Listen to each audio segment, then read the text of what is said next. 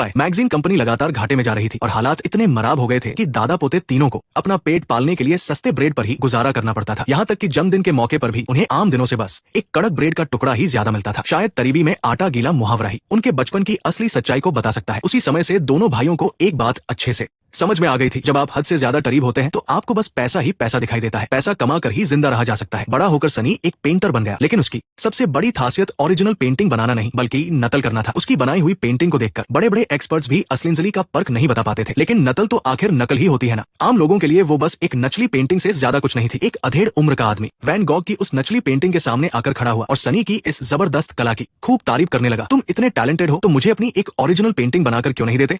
मैं तुम्हें कॉन्ट्रैक्ट दूंगा भाई। ये कहते हुए उसने जो कीमत बताई वो इतनी कम थी कि ऐसा लग रहा था जैसे वो कोई मजाक कर रहा हो। भले ही सनी आज सड़क पर पेंटिंग बेचने को मजबूर था, लेकिन उसका ईगो उन लोगों से सख्त नफरत करता था जो आर्ट की कद्र नहीं करते और सिर्फ नाम देखते हैं। सनी का मानना था कि अगर उसकी बनाई पेंटिंग के नीचे किसी मशहूर पेंटर का नाम लिखा हो तो उस पेंटिंग की कीमत हजारों लाखों गुना बढ़ जाएगी। इसके अलावा सनी की एक बहुत ही खूबसूरत गर्लफ्रेंड भी थी, लेकिन सालों से रिलेशनशिप में रहने के बावजूद सनी ने आज